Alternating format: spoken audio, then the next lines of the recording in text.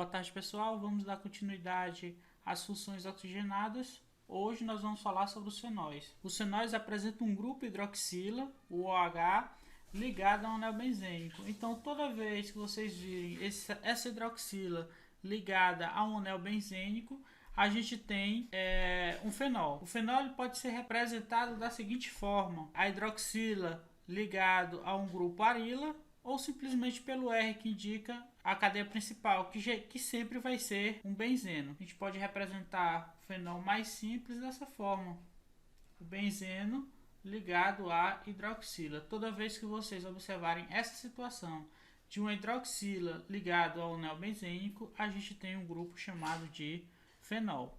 Aí a gente tem os exemplos: o fenol, o mais simples deles, a hidroxila ligada ao anel benzênico, o metilfenol, ou melhor, o 2-metilfenol, também chamado de ortocresol, o 1,2,3,3-metilfenol, também chamado de metacresol, e o 1,2,3,4,4-metilfenol, também chamado de paracresol, e a hidroquinona, que é muito utilizado para clareamento de pele. Os cresóis, pessoal, são encontrados em folhas de tabaco e no óleo cru e são utilizados na produção de desinfetantes, inseticidas, tinta. E essa mistura de ortometaparaquresol fazem parte da creolina, que é muito utilizado como desinfetante nas fazendas. A nomenclatura dos fenóis: primeiro a gente fala da ramificação, como sempre, se houver ramificação, e em seguida a gente coloca o nome fenol.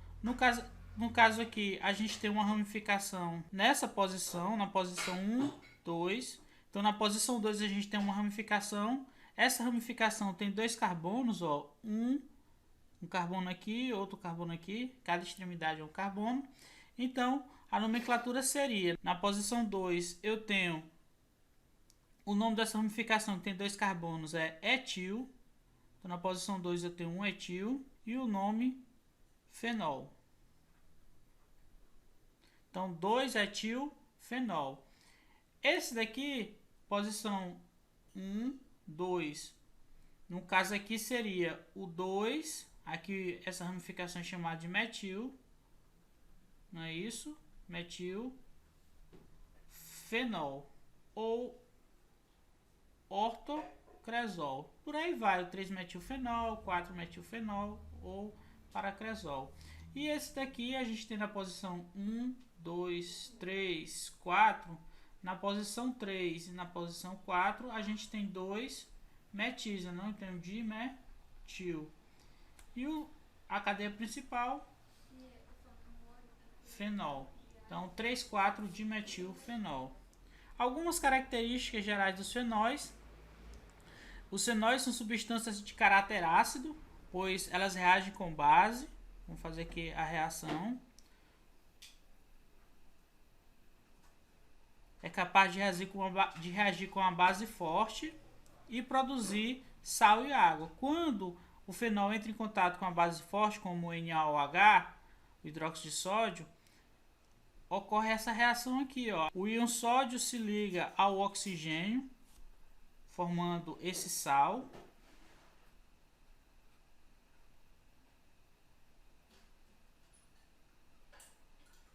Tá bom?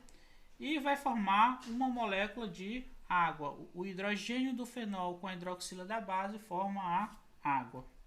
São obtidos a partir da destilação do carvão mineral e foi muito utilizado como desinfetante e antisséptico.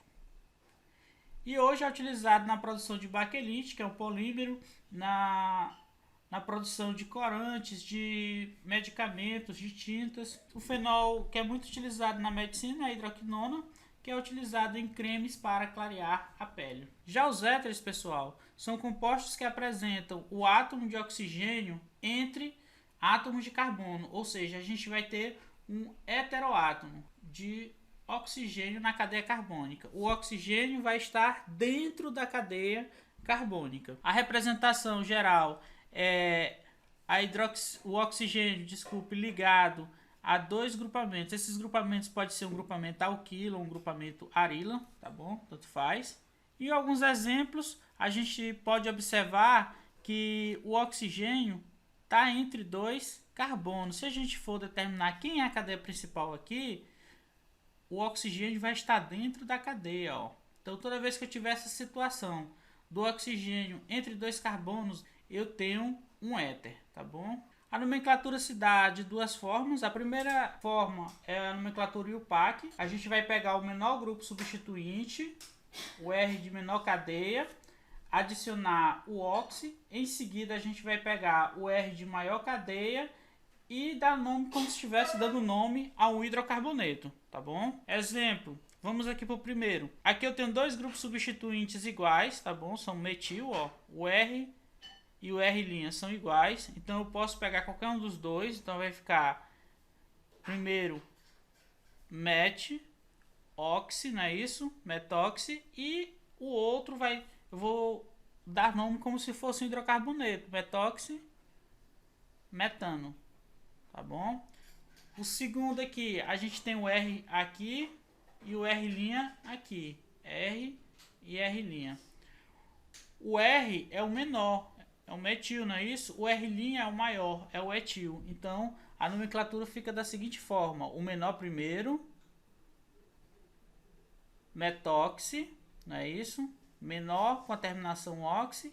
E em seguida, o maior, como se fosse um hidrocarboneto. Aqui tem dois carbonos, então fica etano. Metoxi, etano. Aqui a gente tem dois substituintes iguais, então tanto faz.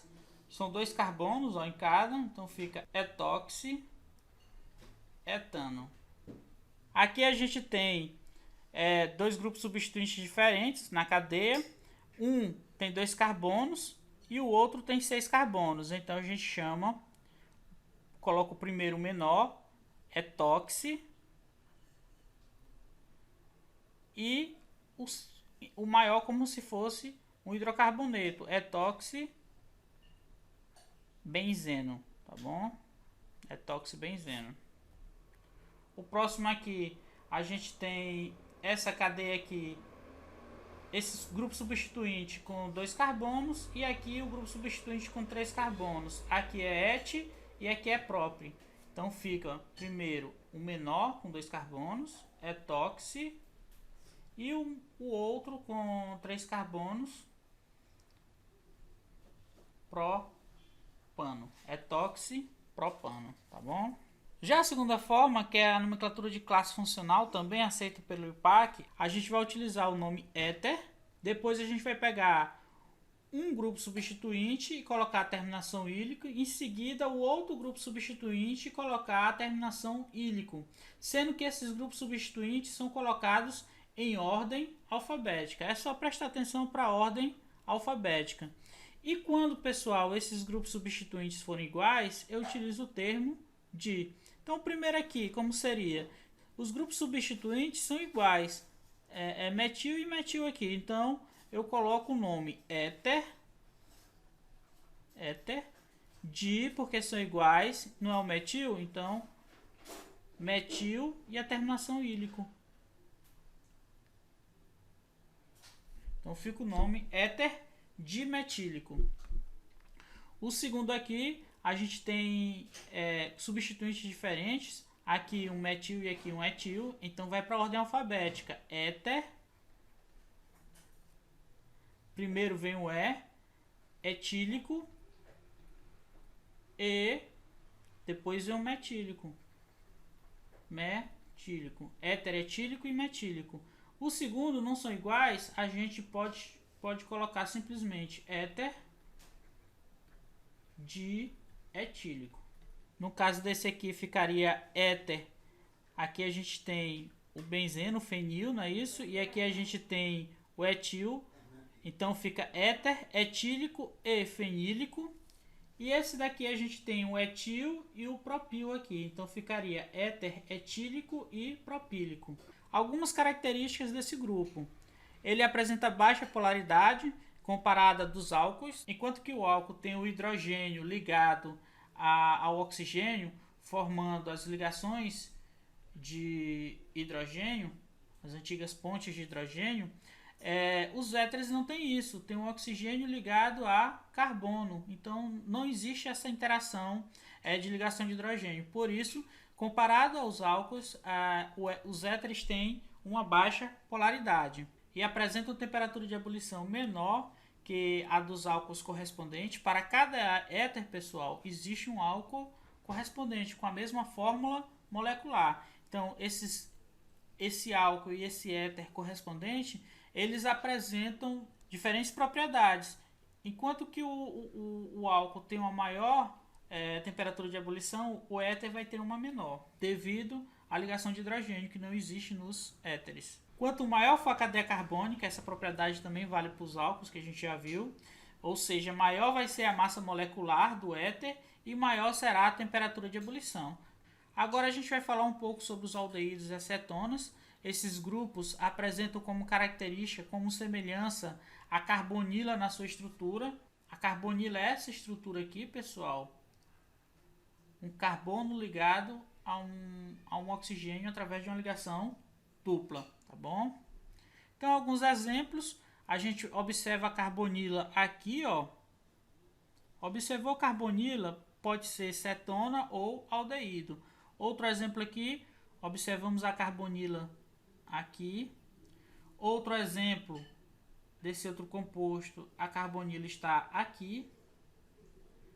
Desse aqui, a carbonila já está aqui na extremidade, ó. E nesse aqui, a carbonila está dentro aqui, ó. Então, a primeira coisa, quando a gente observa uma estrutura, um composto, a gente vai tentar identificar o grupo funcional desse composto.